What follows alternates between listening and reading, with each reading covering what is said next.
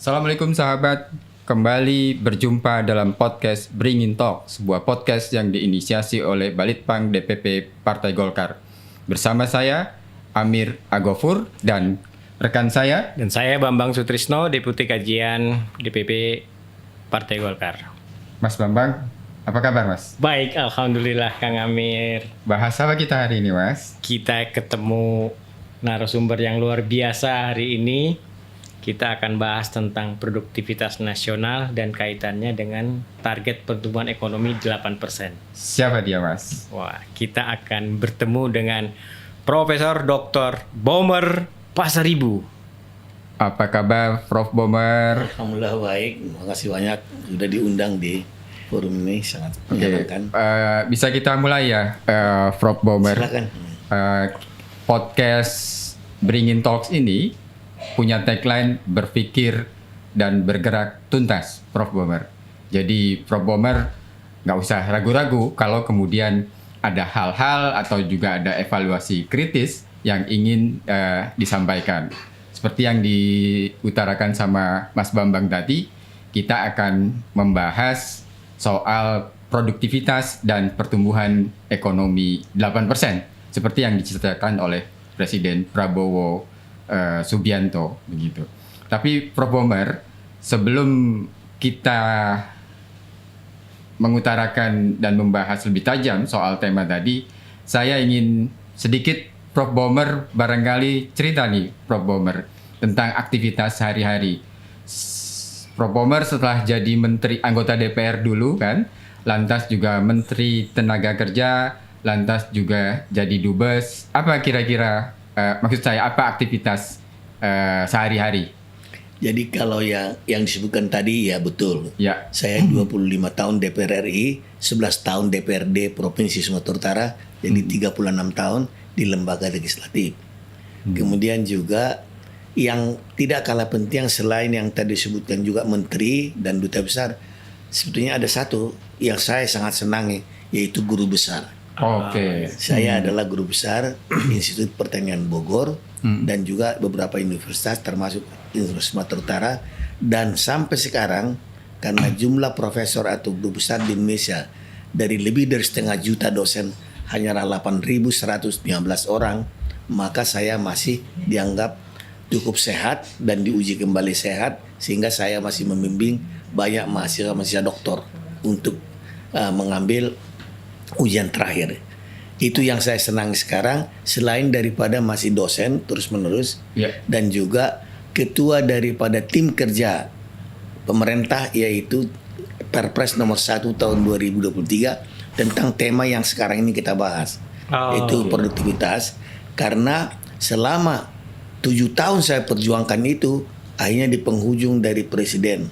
Prof. Bomer, sebelum kita bahas tadi yang soal produktivitas, saya sedikit Prof. Bomer, mohon maaf, stop. Kalau di DPP Partai Golkar sekarang Prof. Bomer masih aktif ya? Prof? Masih aktif bersama dengan Prof. Yudi, yaitu di Badan Litbang daripada DPP Partai Golkar. Sebagai salah satu sebagai Dewan Pakar. Iya. Gitu. Oke, Prof. Bomer, kita mulai. Mas Bambang, kita mulai ya, Mas Bambang. Jadi Prof. Bomer, pemerintah itu kan menargetkan pertumbuhan ekonomi 8%, begitu. Nah, wacana yang dibangun kalau kita bicara tentang pertumbuhan ekonomi 8%, itu selalu kaitannya dengan investasi dalam negeri maupun luar negeri. Kaitannya juga dengan konsumsi, begitu kan, tingkat konsumsi. Nah, jarang sekali orang mengkaitkannya dengan produktivitas tenaga kerja. Nah, dari pengalaman Prof. Bomer sebagai Menteri Tenaga Kerja, lantas juga sebagai guru besar tentang sumber daya manusia, begitu. Prof. Bomer melihat apakah ada kaitan sejauh mana antara tingkat produktivitas dengan pertumbuhan ekonomi yang ingin dicapai pemerintah sebesar 8%. Iya, saya sangat senang dengan pertanyaan itu. Saya kebetulan adalah duta besar terakhir di negara Skandinavia, Nordic countries, yang agak keras, yang bisa maju. Yang menganut yang disebut dengan welfare state model. Per definisi Indonesia adalah sistem negara kesejahteraan. Jadi negara Nordik, negara-negara Skandinavia, negara Jerman dan Indonesia adalah model negara yang disebut dengan welfare state model. Welfare state model itu menuntut pertumbuhan ekonomi itu adalah hasil kerja produktivitas dari warganya. Baik di sektor quadruple helix, baik di sektor pemerintahan, G, government, baik di sektor dunia pendidikan, tinggi menengah pelatihan vokasi, baik di sektor dunia usaha dan industri maupun sektor kemasyarakatan. Indonesia dalam ukuran ini yang tadi disinggung adalah harus mendekati untuk mencari pertumbuhan itu apa yang memacu pertumbuhan itu. Adalah betul tadi pertanyaannya, satu adalah pertumbuhan investasi yang juga menyangkut tentang tenaga kerja. Pertumbuhan yang kedua adalah yang tidak kalah pentingnya multifaktor, investasi plus juga negara dan pemerintahan. Yang paling penting juga yang tidak kalah pentingnya adalah total faktor. Seluruh kekuatan di dalam negara itu memacu kepada tingkat pertumbuhan. Di mana pada unsur yang ketiga ini total faktor productivity Indonesia justru negatif. Itu bukan kita mengatakan. Itu laporan dari internasional yang dibuat oleh GCB. Yang kedua laporan dari ASEAN Productivity Organization. GCB itu apa, Prof? Global Corruption Barometer. Oke. Jadi kenapa itu GCB? Itu bagus pertanyaan itu karena kita dilanda oleh terlalu banyak maaf sekali lagi korupsi. Itu yang merongrong produktivitas daripada sektor pemerintahan pusat dan daerah, sektor pemerintahan legislatif dan eksekutif, karena tingkat korupsi Indonesia itu oleh GCB, bukan saya mengatakan itu, Global Corruption Barometer. Saya kebetulan anggotanya. Yang mengeluarkan GCB.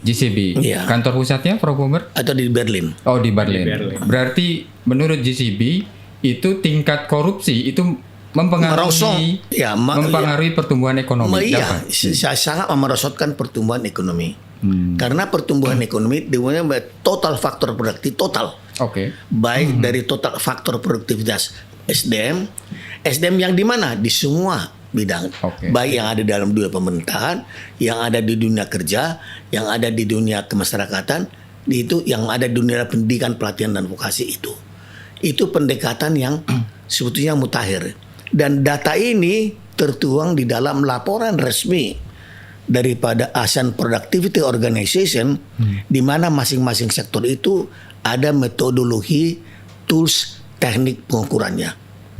Jadi di Indonesia sedihnya tools, teknik, metodologi itu tidak kita gunakan, sehingga yang menghitung itu adalah dari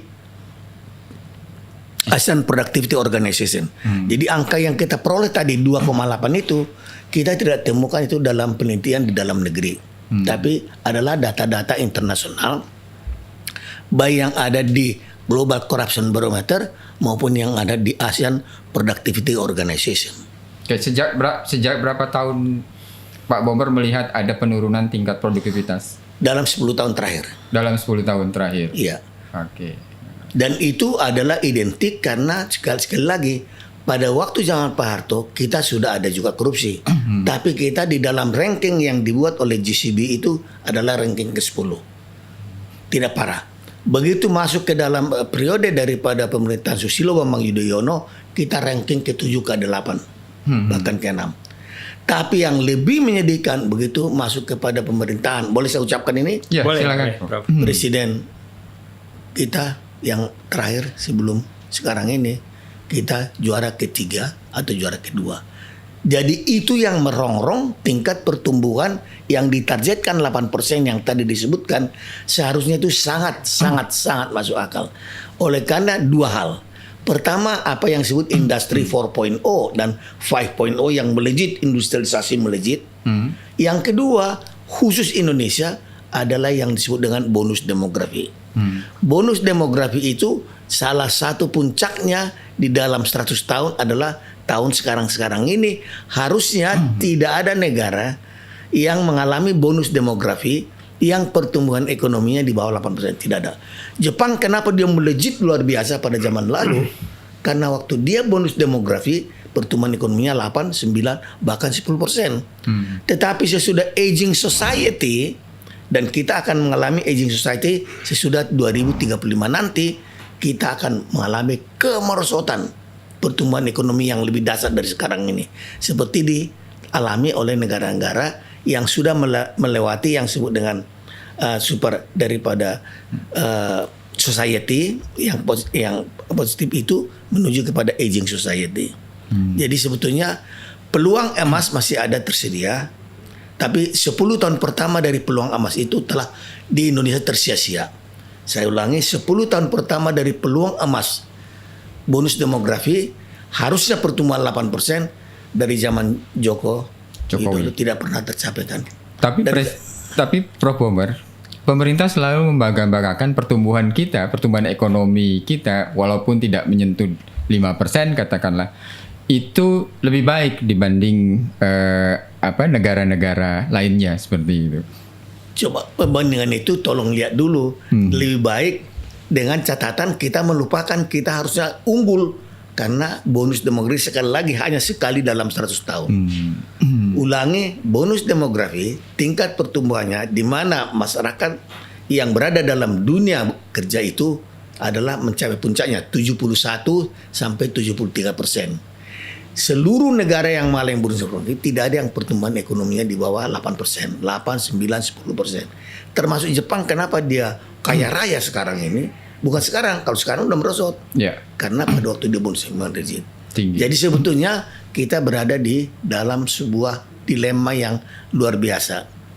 Yang bahkan terus terang kalau menurut Klaus Schwab kita terus terang mengerikan. Mengerikan situasinya. Mengerikan di dalam ancaman kita yang disebut dengan failed state. Sebelum saya serahkan ke Mas Bambang, nanti saya tanya satu pertanyaan lagi, Prof. Bomer. Berarti tadi Prof. Bomer mengatakan zaman Presiden Soeharto gitu tingkat produktivitas. Lantas juga zaman Presiden Habibie, Megawati sampai terakhir SBY begitu.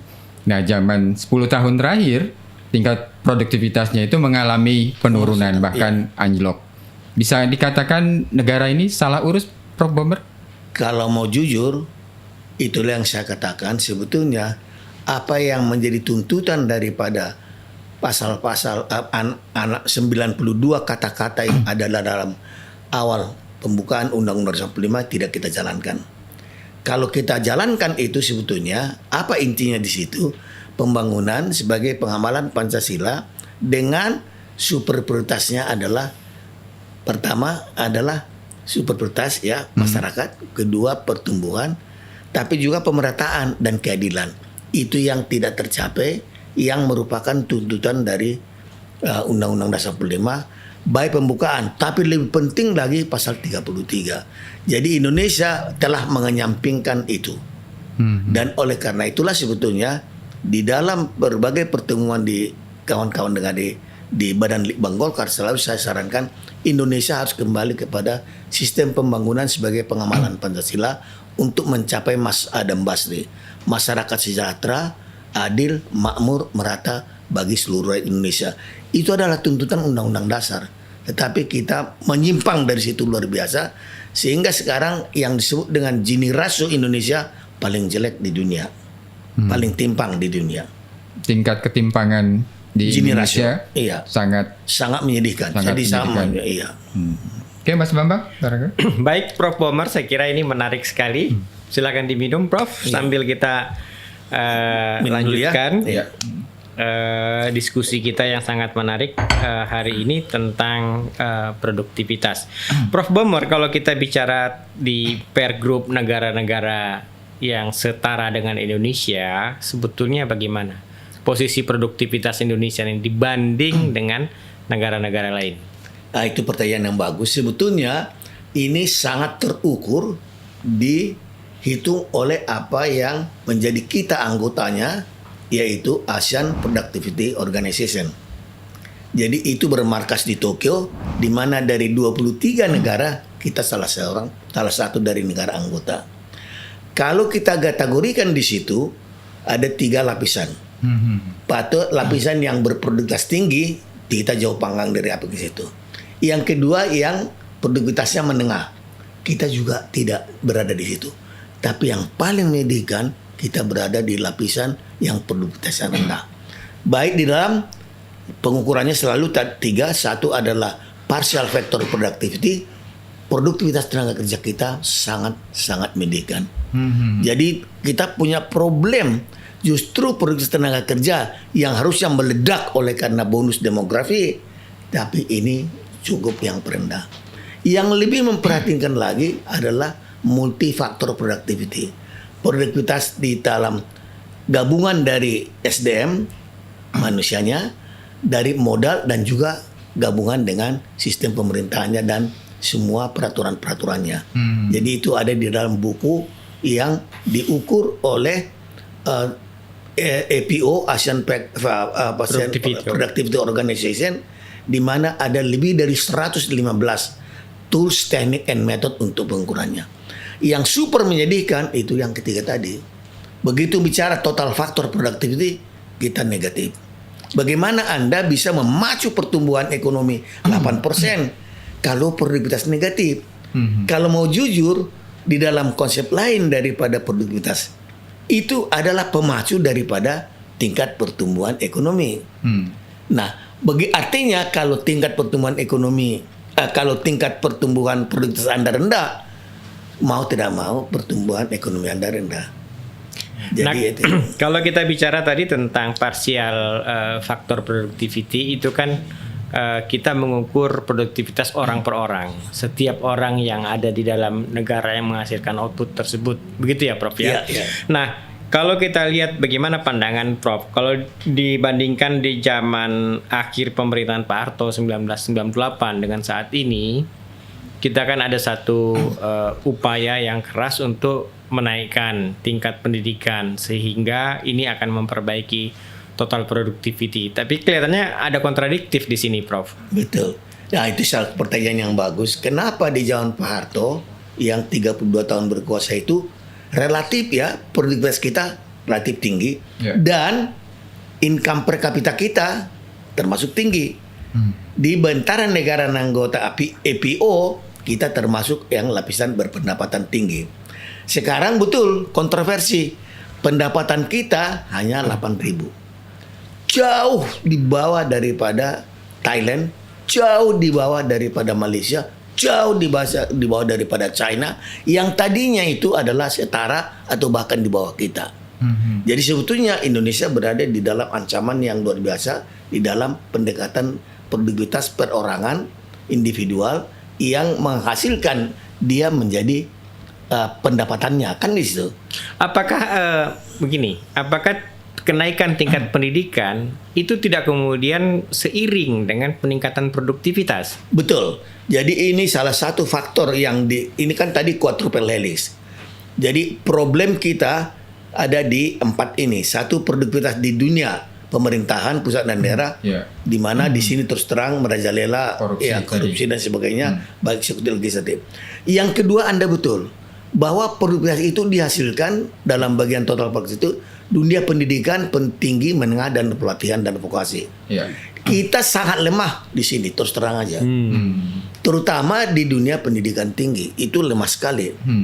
Nah, kelemahan itu antara lain misalnya pendidikan tinggi ini harus dibina oleh para profesor kan.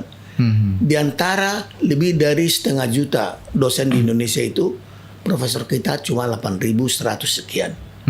Jadi ini lemah. Dan yang lebih memprihatinkan lagi di dalam era bonus demografi dan dalam era yang disebut dengan industri 4.0, kita sangat lemah di dalam pendidikan vokasi. Jadi sebetulnya tidak harus semua orang sarjana, tapi pendidikan vocational training yang kalau kita lihat itu di Indonesia hanya ada di kota-kota besar. Padahal itulah yang memacu tingkat produktivitas itu melejit, pendidikan vokasi.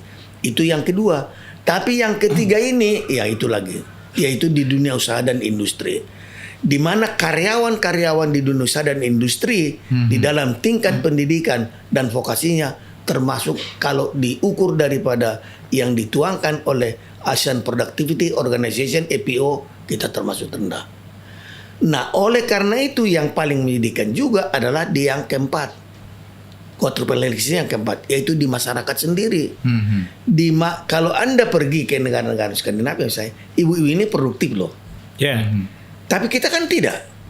Itu semua beban. Jadi di sini sebetulnya pendekatan dari konsep produktivitas itu, ya. Oleh karena itulah sebetulnya saya sejak tahun 2000 pulang dari Eropa sebagai duta besar memperjuangkan tentang apa yang disebut dengan peningkatan produktivitas dan daya saing, dan barulah 10 tahun Presiden itu kita perjuangkan, saat-saat terakhir mau berakhir tugasnya barulah ditanda tangan.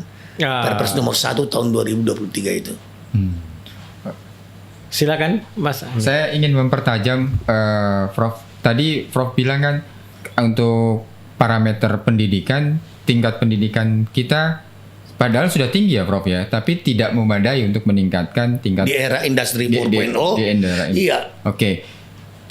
Bukankah pemerintah sudah berusaha untuk fokus pada pendidikan vokasi, Prof, dalam 10 tahun terakhir ini? Salahnya di mana kira-kira, Prof? Tapi kalau Anda lihat pendidikan vokasi, Anda pergilah ke Tapanuli misalnya. Mana ada pendidikan vokasi di sana? Mana ada? Yang ada itu kan hanya di ibu kota, di Jakarta, di berbagai. Padahal di dalam dunia yang industri 4.0 sekarang itu sebetulnya itu harus melekat di semua bidang, di semua daerah, di semua tingkatan. Tapi kalau Anda ke Tapanuli, nggak ada pendidikan vokasi di sana. Oh, berarti Prof bilang pendidikan vokasi belum merata? Belum, jauh panggang dari api. Jauh panggang dari api. Kemudian juga relevansi daripada dunia pendidikan kita terhadap dunia tuntutan industri 4.0 itu banyak yang tidak relevan. Banyak yang tidak relevan. Dan itu sangat menyedihkan, termasuk yang kita hasilkan sarjana-sarjana S1, S2, S3 itu. Padahal tuntutan baru, saya berada di negara yang sangat baik pendidikannya, sangat bahagia karena pendidikannya selalu disesuaikan dengan tingkat kebutuhan industri 4.0 dan 5.0. Itu belum menyentuh ke kita penciptaan lapangan kerja ya, Prof, belum, ya? belum. Yang memang sangat terbatas sekali. Terbatas, ya. Seperti itu. Oke. Nah, kenapa? Jadi mungkin ini ada hubungannya. Kenapa tingkat pengangguran dan tingkat kemiskinan di Indonesia menurut data dari kita sendiri hanya 8%. Tapi menurut data Bank Dunia 68%. Karena dunia pendidikan kita yang harus beterjun di dalam memacu produktivitas tinggi itu tidak relevan. Antara lain, tidak satu-satunya, banyak faktor sebetulnya. Oke. Makanya kemudian Prof bagaimana menanggapi ada istilah dalam teman-teman Gen Z, kabur aja dulu. Itu ya Prof itu ya. Itu dia. Karena di Indonesia lapangan pekerjaan terbatas ya Prof ya. Iya. Oke. Nah sekarang malah muncul Prof yang kontroversi pernyataan dari Menteri tenaga kerja di luar negeri itu. Ya. Dia bilang silakan pergi kerja di luar negeri, cari kerja di luar negeri, itu kan menimbulkan kontroversi kan begitu. Pandangan Prof bagaimana Prof? Sebetulnya ya itu sebetulnya satu pelarian aja. Harusnya Indonesia di dalam era bonus demografi sekali lagi bisa memacu lapangan kerja baru di Indonesia sendiri. Tetapi karena kita terus terang, makanya itu tadi konsep pembangunan pun kita terus terang saya kritik juga. Konsep pembangunan, masa kita diserbu oleh barang-barang produksi luar negeri? Harusnya kita memproduksi itu untuk kita ekspor ke luar negeri. Itu Jadi artinya daya saing kita rendah, begitu maksudnya? daya saing kita rendah. Ya. Terus terang, daya saing kita misalnya barang-barang yang sama dihasilkan oleh Indonesia dengan dihasilkan oleh China itu hanya 67 sampai 75%. Harga mereka jauh lebih murah. Bagaimana Anda bersaing dalam negeri? Jadi artinya ada persoalan-persoalan mendasar di dalam sistem juga perindustrian kita.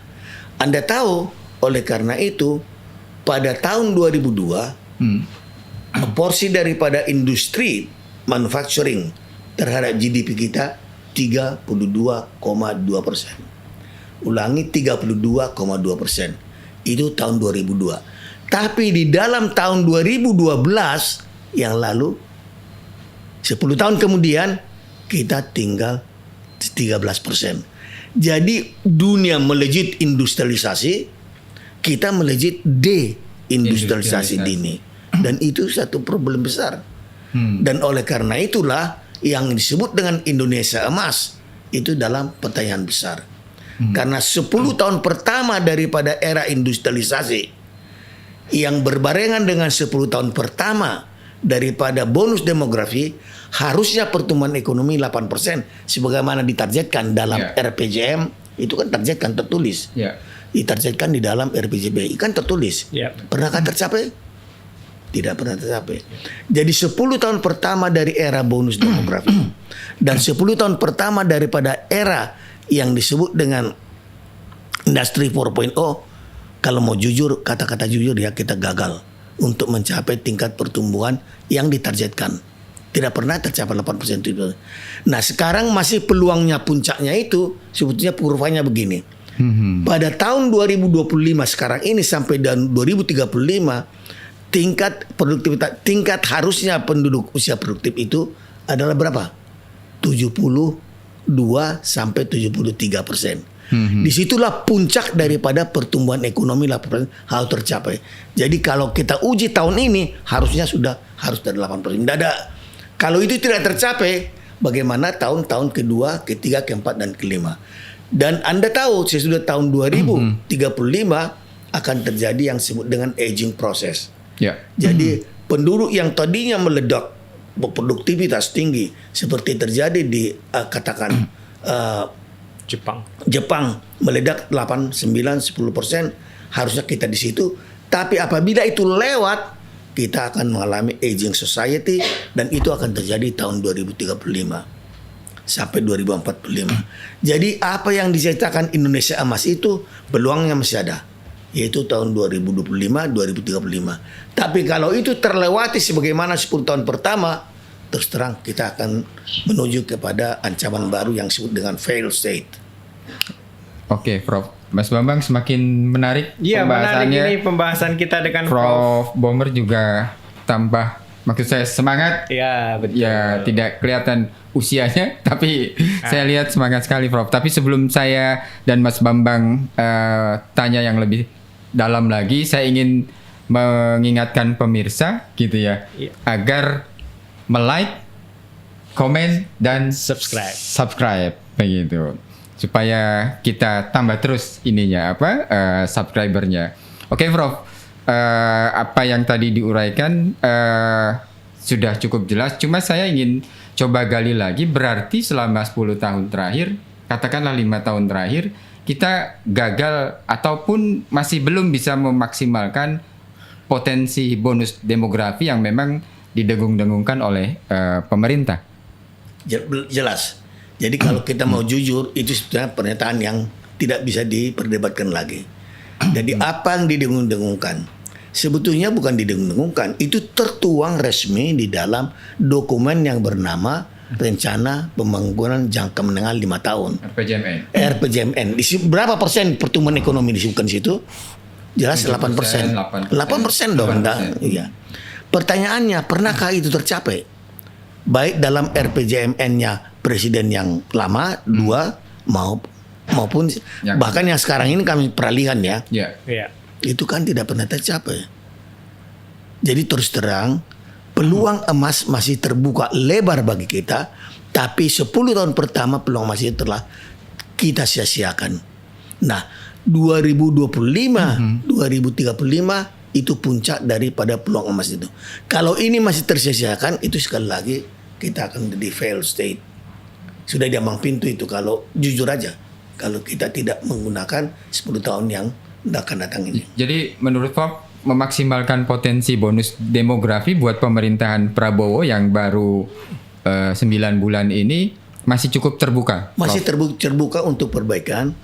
Iya, jadi itu kembali sebetulnya memacu kembali, tapi kalau tidak ada perubahan yang mendasar, sekarang target dari Presiden Prabowo dalam RPJM-nya itu berapa persen? 8%. Nah sekarang apa laporan Bank Dunia yang terakhir? 4,7%. Itu kan mengerikan. Itu kan mengerikan. Di dalam kontroversi kita berada dalam Satu yang disebut dengan bonus demografi, yang kedua disebut dengan industri 4.0. Jadi peluang ini harus diperbaiki, nggak bisa tidak. Nah, Jadi apa yang menjadi ini Prof, kalau seandainya kita hendak memperbaiki produktivitas ini, hendak memacu kembali? Iya. Apa syarat-syaratnya atau faktor-faktornya? Nah, itu memang salah satu diskusi yang paling bagus terus terang ya di Golkar. Bisakah kita kembali kepada pembangunan sebagai pengamalan sistem ekonomi Pancasila? Sebab dengan sistem yang sekarang ini tingkat persaingan luar biasa, sehingga perusahaan-perusahaan raksasa itu menguasai 37%. Kalau kita pergunakan sistem ekonomi Pancasila, di mana satu, perusahaan besar harus menghidupi perusahaan-perusahaan kecil. Tidak bisa mendominasi. Contoh yang paling konkret misalnya adalah penguasaan kita di dalam sawit. 40 tahun yang lalu kita menggunakan sawit itu sebagai pola inti plasma. Perusahaan inti yaitu perusahaan raksasa yang punya modal besar hanya 20%. Perusahaan rakyat itu menghidup bersama mereka 80%. Di mana rakyat masing-masing 3 sampai 5 hektar per kepala keluarga membangun sawit. Sebab 40 tahun yang lalu telah saya termasuk timnya telah kita ramalkan Indonesia menjadi raja sawit dunia. Sekarang kita raja sawit. Tapi pertanyaannya siapa milik sawit itu? Persoalannya, apakah seperti konsep yang dulu kami sebutkan pilot project inti plasma atau pola PIR di Sumatera Utara? Ternyata itu pada waktu peralihan dari Orde Baru berganti kepada Orde Reformasi, konsep itu ditinggalkan. Sehingga penguasaan dari inti rakyat sekarang ini tidak ada di tangan rakyat. Seperti konsep yang kami jalankan di Sumatera Utara 40 tahun yang lalu itu. Sebab PIR, pola inti rakyat atau small holders project tidak ada. Yang adalah pengusahaan-pengusahaan raksasa. Nah, bisakah kita kembali kepada sistem ekonomi Pancasila di mana saham daripada perusahaan-perusahaan raksasa ini sebagian diberikan kepada karyawan? Apakah itu nanti koperasi karyawan atau apapun bentuknya, itu adalah konsep sistem ekonomi Pancasila yang buku yang bagus sekali ditulis oleh 9 profesor Emil Salim dan teman-temannya itu. Dan kemudian juga menghidupkan kembali sistem koperasi karyawan. Dan ini tapi koperasi karyawan yang benar, bukan yang ada koperasi merah putih, Prof. Iya, merah putih apapun namanya. Dan di sini sebetulnya masih terbuka peluang untuk perbaikan. Tapi perbaikan ini tidak datang dengan sendirinya kalau tidak kita, saran saya sebetulnya di dalam konsep saya yang kedua ini, bisakah kita kembali sistem pembangunan sebagai pengamalan Pancasila dengan segala turunannya. Satu adalah sistem ekonomi Pancasila. Di mana perusahaan raksasa tidak boleh hidup sendiri, dia harus menghidupi perusahaan-perusahaan kecil. Sekarang keadaan kita apa? Sebetulnya lebih hampir seperti zaman Belanda, di mana sektor informal itu menguasai mayoritas daripada jumlah pelaku-pelaku ekonomi. Tapi sektor yang kuat itu hanya 3%. Jadi itu sangat-sangat timpang. Sehingga kalau diukur daripada sekarang pakai ilmu semua, Gini ratio, kita berada tingkat ketimpangan yang luar biasa. Jadi apa yang kami buat bahan kajian akademik di sini adalah apa yang dituangkan oleh Presiden di dalam atas cita ini, itu supaya tidak hanya omong-omong, tapi bisakah ini dituangkan di dalam konsep di mana pembangunan itu betul-betul diratakan kepada seluruh masyarakat. Ya. Jadi pemerataan itu sudah ada konsepnya dulu, itu di Sumatera Utara, yaitu smallholders project. Dengan demikian penguasaan kekayaan, misalnya perkebunan sawit yang sekarang itu kita punya industri sawit merajai seluruh dunia, itu dimiliki bersama.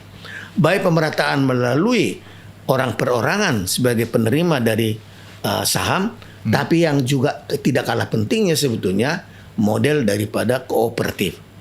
Dan ini sebetulnya ada di negara Skandinavia, welfare state model, di mana saya pernah duta besar, negara Nordik. Jadi negara itu sebetulnya tidak milik orang perorangan, tapi adalah kooperatif. Dan tapi setiap hasilnya dibagi nyata. Dan konsep ini harusnya tertuang di dalam RPJM dan juga rencana pembangunan jangka panjang 2025-2045. Jadi di dalam konsep ini saya harapkan Golkar bisakah kita tampil supaya rencana pembangunan jangka menengah 5 tahunan dan lebih penting lagi rencana pembangunan jangka panjang peluang emas 2025-2045 itu pembangunan sebagai pengamalan Pancasila dengan turunannya sistem ekonomi Pancasila, sistem demokrasi Pancasila, sistem juga dari penguasaan saham-saham di perusahaan-perusahaan itu berdasarkan sistem yang disebut dengan ekonomi Pancasila itu. Menarik ya. Ya. Kang Amir ya, luar biasa apa yang telah kita dapatkan dari Prof Bomer. Pengalamannya luar biasa. Pengalamannya luar biasa. Luar biasa. Prof, tadi Prof bilang kan sebenarnya sudah ada Impres ya, nomor 1 tahun 2023. Nah, sejauh mana Impres tersebut diimplementasikan, Prof? Nah, ini sebetulnya terus terang memperjuangkan Impres nomor 1 tahun 2023 itu adalah meningkatkan sebetulnya produktivitas daripada seluruh jajaran quadruple helix. Quadruple helix 4. Produktivitas dari pemerintahan tentu bersih dari korupsi dong. Ya. Dan itu ini kenapa saya ambil pelajaran sebetulnya di negara Nordik, Skandinavia dan Jerman yang menganut sistem welfare state, sistem negara kesejahteraan. Jadi produktivitas dalam dunia pemerintahan pusat, daerah, legislatif, eksekutif itu merupakan kata kunci untuk mendorong tingkat kesejahteraan.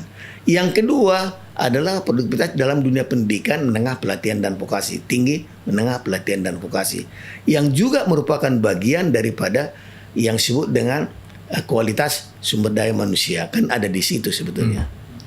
Jadi di sini tingkat kesejahteraan dari dunia pendidikan ini kata kunci. Yang ketiga yang super penting adalah dalam dunia usaha dan dunia industri. Tapi dunia usaha dan industri itu tidak seperti terbayangkan sekarang misalnya dikuasai oleh konglomerat, tidak. Kalau Anda di negara Skandinavia, negara yang menganut welfare state, itu perusahaan raksasa yang besar itu adalah milik karyawannya, adalah milik rakyat. Sehingga tingkat pemerataan dan tingkat ketimpangan itu, dan ini pernah kita jalankan pada waktu presiden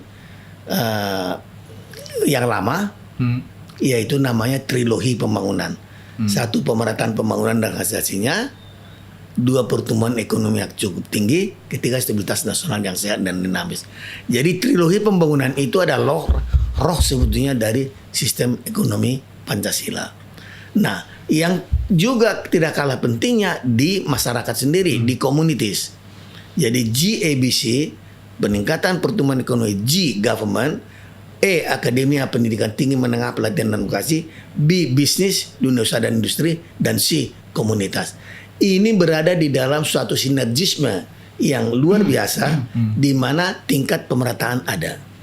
Sehingga kalau kita lihat di mana tingkat pemerataan kan diukur daripada apa namanya indeks Gini atau Gini ratio. Coba pelajari Gini ratio yang ada di negara-negara Skandinavia dan Jerman dan Gini ratio yang ada di Indonesia.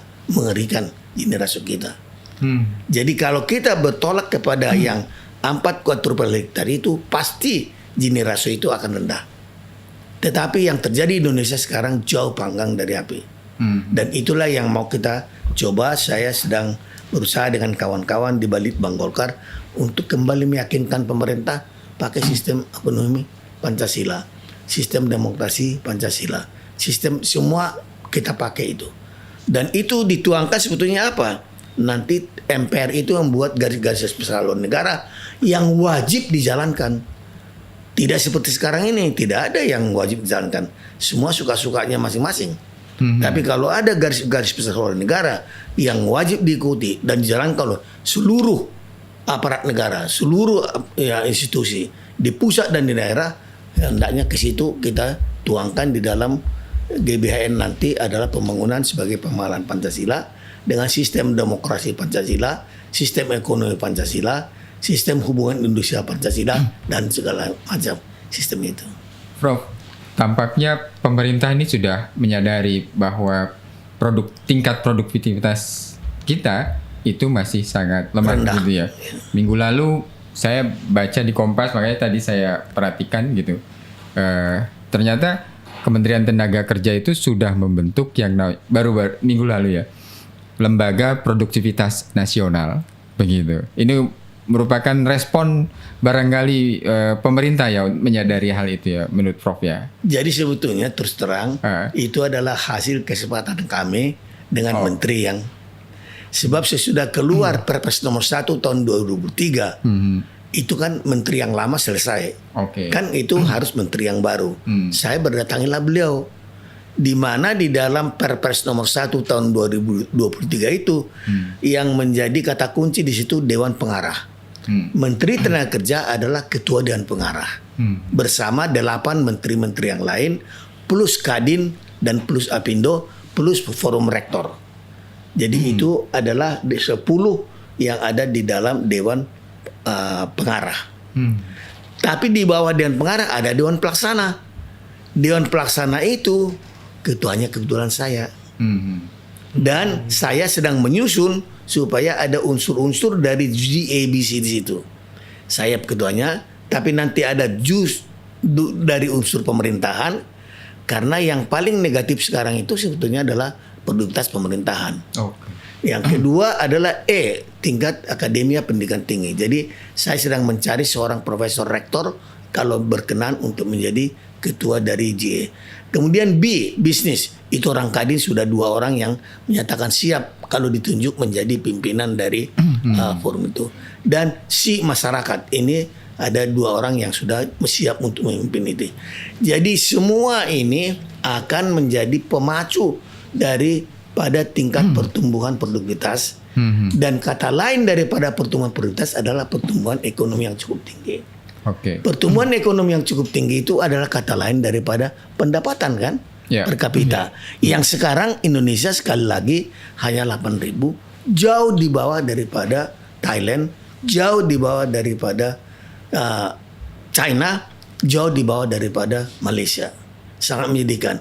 Padahal kita berada di dalam bonus demografi harusnya kita lebih tinggi. Sebagai salah satu seorang penggagas mengenai lembaga produktivitas nasional, Prof, di lembaga tersebut termasuk anggota atau sebagai ketua pelaksana? Sebagai ketua pelaksana. Ya, jadi menteri-menteri ada di atas Dewan Pengarah.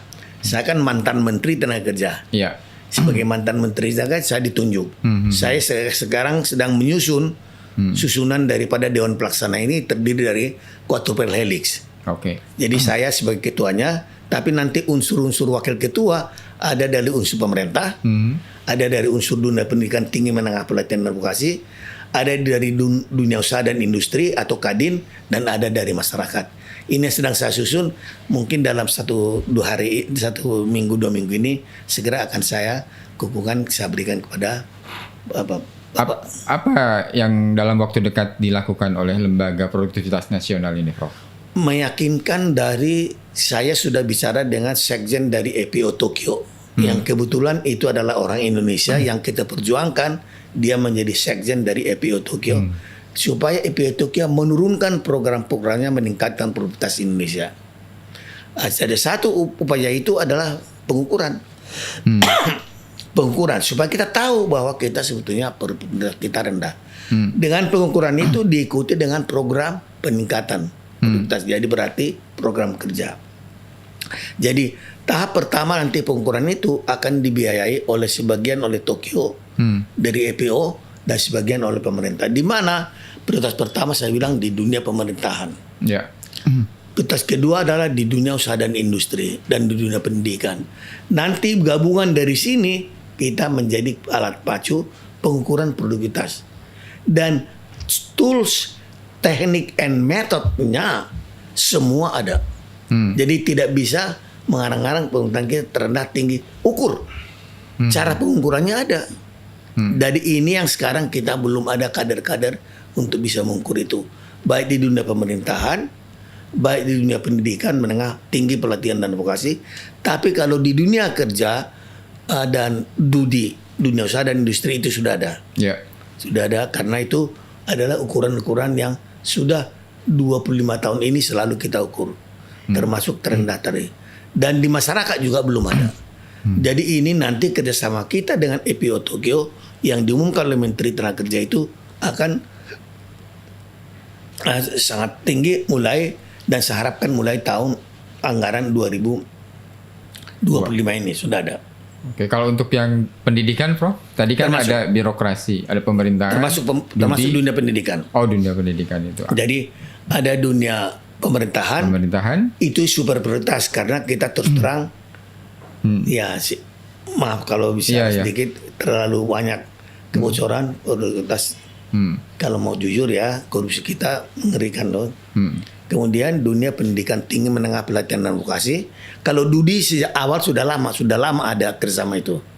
Ada 105 lebih tools, teknik, metode untuk pengukurannya. Kemudian di masyarakat ini juga belum begitu kuat. Jadi yang kita sudah ada kuat itu hanya ada di dunia usaha dan dunia industri Kadin. Oh. Mas Bambang, ada lagi yang mau ditanyakan? Iya, saya kira kita coba ulik lagi. Ya. Ini beberapa hal tentang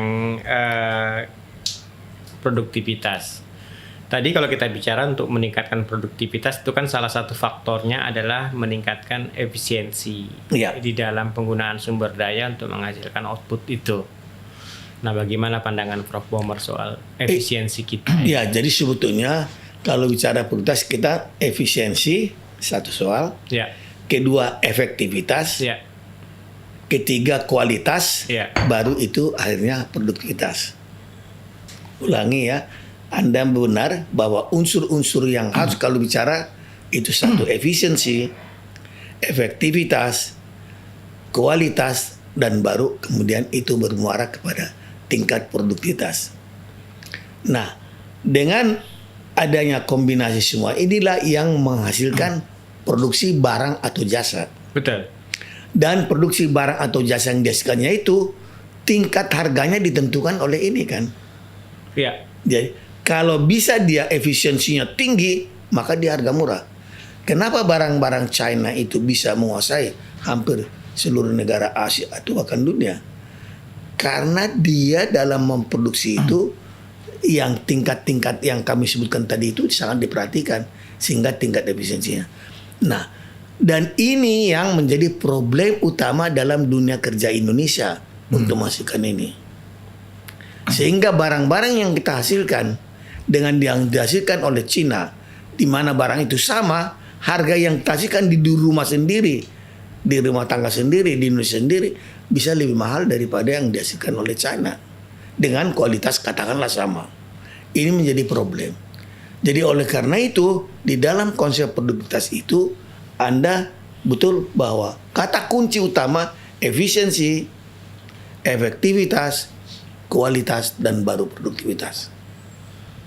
Dan inilah perjuangan yang utama daripada Lembaga Produktivitas Nasional Perpres nomor 1 tahun 2023 itu. Di mana peningkatan produksi itu diukur dari 4 bidang tadi itu. Bagaimana produktivitas di dalam dunia pemerintahan? Terus terang, kalau mau jujur, bersihkan dong korupsi ini. Yang merongrong kita punya, kenapa menjadi negatif? Itu adalah terlalu tinggi korupsi di lingkungan baik pemerintahan pusat daerah, di legislatif, di eksekutif, bahkan di yudikatif.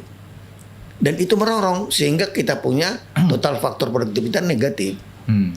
Jadi artinya kalau Anda bicara produktivitas memang tidak sederhana. Ya, betul. Cukup kompleks ya, Prof. Ya? Cukup kompleks. Dan itu sebetulnya ada, kalau saya tidak bawa bukunya, itu bisa diukur masing-masing dengan tools, teknik, and method tertentu dalam model-model yang dibangun oleh EPO Tokyo. Misalnya khusus di dalam dunia pemerintahan, saya bilang tadi ada 15 tools, teknik, and metodnya. Tiap tools itu kadang-kadang sampai 5-7 item harus kita ukur. Jadi kalau dia 15 bisa sampai 75 tools, teknik, and method yang harus diukur bahwa ini produktivitas. Dan kalau kita lihat yang merongrong itu sebetulnya adalah tingkat ketidakjujuran, tingkat kalau mau jujur ya korupsi dan segala macam itu. Korupsi ya, Prof ya. Nah, kalau menurut Prof, bagaimana kita mengendalikan korupsi ini di pemerintah, baik pusat, daerah maupun di manapun pemerintah? Iya, sebetulnya harus terus terang itu harus diberantas habis-habisan. Harus diberantas habis-habisan. Jadi sebetulnya Ya. kalau misalnya saya di negara Skandinavia, duta besar Ya. Ya. saya kan duta besar, tapi saya setiap kali ikut menguji doktor di sana karena saya profesor. Saya setiap kali memberikan kuliah, tapi tahu nggak? Tidak saya boleh dibayar, oleh karena saya adalah pejabat publik. Jadi tidak dibayar. Tetapi tidak dibayar pun setiap hasil penelitian dari universitas, ada 23 universitas, saya dapat sampai sekarang jauh lebih berharga daripada duit. Iya, Jadi iya. artinya tingkat itu harus sistem mengatur itu tidak ada korupsi. Dan di Indonesia itu digerogoti loh korupsi ini. Dan itu yang membuat tingkat pertumbuhan ekonomi itu rendah berusaha. Jadi tingkat pemberantasan korupsi di Indonesia harus dilipat gandakan dengan habis-habisan. Kita ini negara paling korup di dunia berdasarkan OCCRP, di mana presiden kita itu tergolong berdua. Bagaimana pertumbuhan ekonomi Anda bisa mencapai tingkat yang ditargetkan 8% kalau itu digerogoti oleh tingkat korupsi? Padahal itu tadi pertumbuhan itu juga dari 3, partial factor productivity, multi factor productivity, dan total factor productivity. Begitu bicara total, ini negatif kita. Bahkan angka-angkanya saya sebutkan di sini negatifnya 2,8%. Ya. Minus 2,8%. Minus 2,8%. Kan Anda baca sini kan? Ya. Bagaimana Anda nggak nangis melihat itu? Harusnya itu justru pendorong di dalam era bonus demografi melejit. Tapi kita minus. Seharusnya kita plus ya. Plus. Ya, ya. Menarik sekali, Kang Amir, ini luar biasa dari Prof Bomer ini. Ya, seperti kuliah 4 SKS. Ya. Sekali kuliah 4 SKS, tapi Di sini ada value. ada value. Ada value yang luar Gitu, biasa yang kita luar terima biasa. dari Prof Bomer. Sebenarnya ingin apa, Mas Bambang ingin gali lebih dalam lagi, Betul, tapi betul. karena kita punya keterbatasan waktu, begitu ya. Tapi sebelum saya akhiri, saya ingin nanti Prof Bomer itu menyampaikan closing statement, Prof. Tapi sebelum Prof Bomer menyampaikan closing statement, saya ingin mengajak pemirsa untuk kembali like, komen, dan subscribe. Oke, Prof. Tadi Prof sudah menguraikan panjang lebar tentang tingkat produktivitas dan kaitannya sama ekonomi. Sekarang saya ingin Prof menyampaikan closing statement. Kira-kira dengan apa-apa yang sudah dilakukan oleh Presiden Prabowo, katakanlah dia sudah komitmen memberantas korupsi, gitu kan, kemana-mana sampai ke Antartika juga mau dikejar, katanya seperti itu. Lantas juga sudah paling tidak sudah mendirikan lembaga produktivitas nasional ya, Prof. Minggu lalu, dan juga sudah katakanlah melakukan terobosan-terobosan yang saya kira breakthrough, misalnya bikin Danantara untuk meningkatkan investasi dan yang lain-lain. Nah, apakah kemudian langkah-langkah tersebut mampu untuk meningkatkan produktivitas sampai kemudian mampu untuk mencapai target pertumbuhan ekonomi 8%? Kira-kira bagaimana closing statement Prof terkait hal Ya, tersebut, ini Prof? pertanyaan closing statement paling bagus. Sebetulnya di dalam makalah yang di dalam berbagai forum kita saya sebutkan itu 3 poin aja yang menjadi closing statement. Satu, diperlukan perencanaan pembangunan jangka panjang RPJM 2025-2045 dan perencanaan pembangunan jangka menengahnya. Dirumuskanlah pembangunan sebagai pengamalan Pancasila menuju masyarakat sejahtera, adil, makmur bagi seluruh rakyat Indonesia. Disertai, ini yang paling perlu, rencana pembangunan ekonomi Pancasila. Jadi kalau bisa, di sekarang ini kan liberal ini, Ya. super liberal.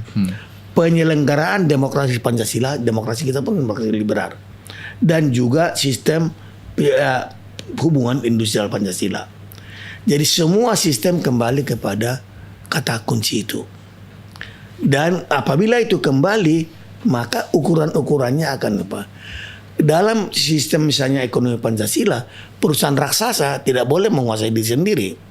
Seperti terjadi saya bilang tadi, smallholders project di Sumatera Utara. Perusahaan raksasa itu harus menghidupkan biarpun hanya 3-5 hektar per kepala keluarga.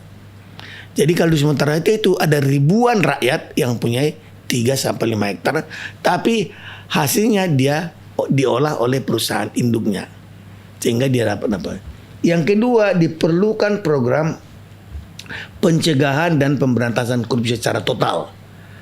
Itu harus di segala bidang yang menggerogoti tingkat pertumbuhan ekonomi dan menggerogoti juga pemerataan pembangunan untuk melancarkan program target pertumbuhan 8%. Jangan mimpi program 8% itu tercapai tanpa ini diberantas. Itu adalah laporan dari GCB.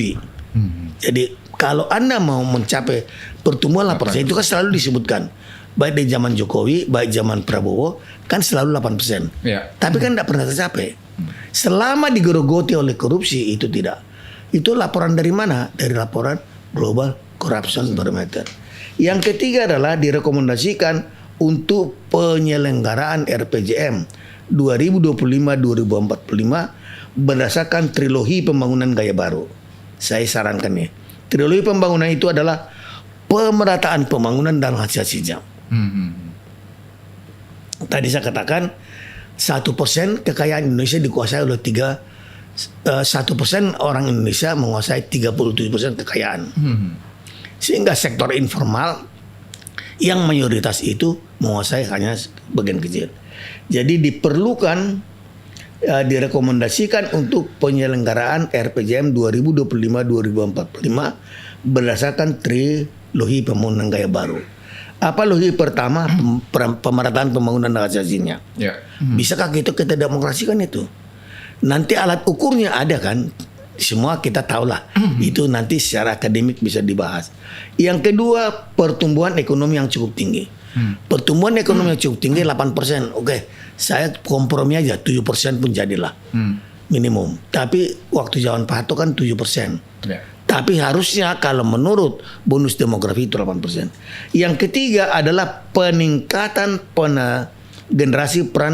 generasi milenial dan generasi sentenial. Jadi tingkat pengangguran yang sekarang ini sangat tinggi adalah di generasi milenial dan generasi sentenial. Padahal mereka lah yang harusnya penikmat pembangunan ini. Jadi ancaman yang kalau mereka generasi milenial dan sentenial itu tidak berada dalam dunia produktif, itu akan menjadi failed state. Itu kata kunci yang di sini. Jadi itulah rekomendasi yang menurut saya Golkar harus memperjuangkan.